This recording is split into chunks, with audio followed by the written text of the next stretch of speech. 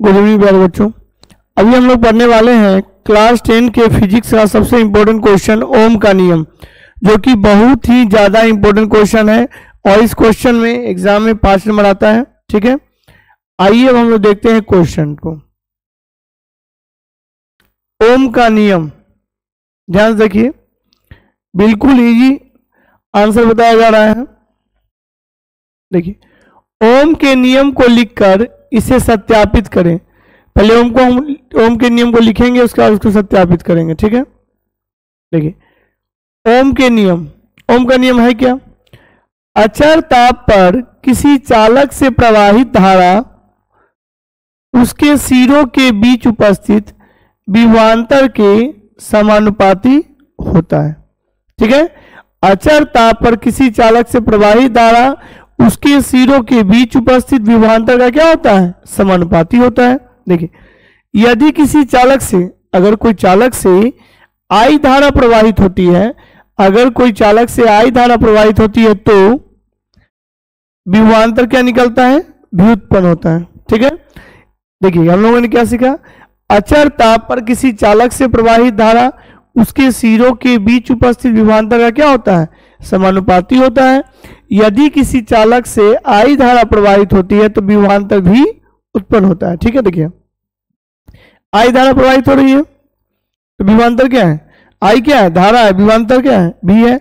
और ये क्या है? समानुपाती है। अब देखिए, आई समानुपाती जब भी हो सकता है तो उसको पलट देंगे तो भी समानुपाती क्या हो जाएगा? आई हो जाएगा। भी का भी लिख दिया, समानुपाती क्या चीज कन्वर्ट हो गया? बराबर में। और क्या आ गया? आर और आई। आर क्या है भाई? जहां आर एक कांस्टेंट है, आर एक क्या है? नियतांक है, जिसे तार का हम क्या कहते हैं? प्रतिरोध कहते हैं। ठीक है, उसी प्रकार क्या हो जाएगा यहाँ पे? V बराबर आई आर, अगर इसको दबा हम लोग लिख देते हैं V बराबर आई आर।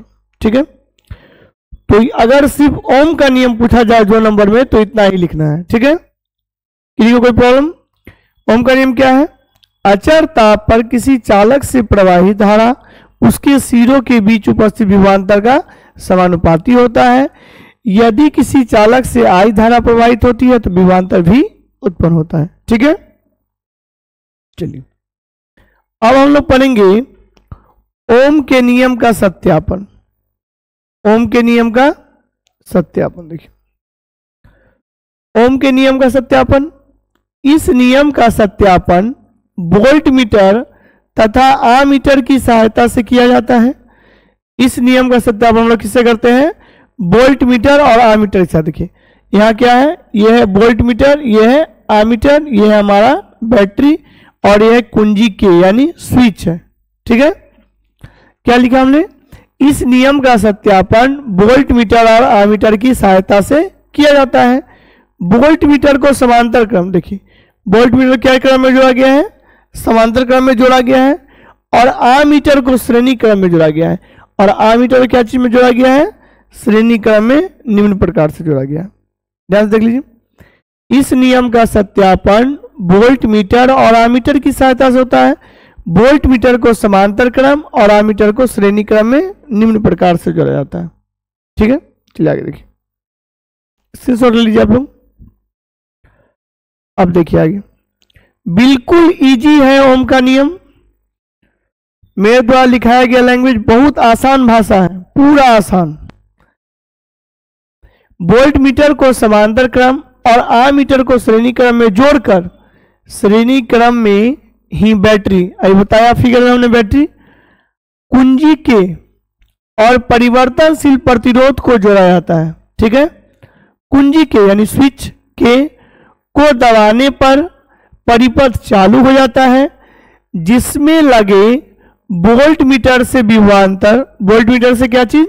विभवांतर, और आमीटर से धारा का मान प्राप्त कर लिया जाता है।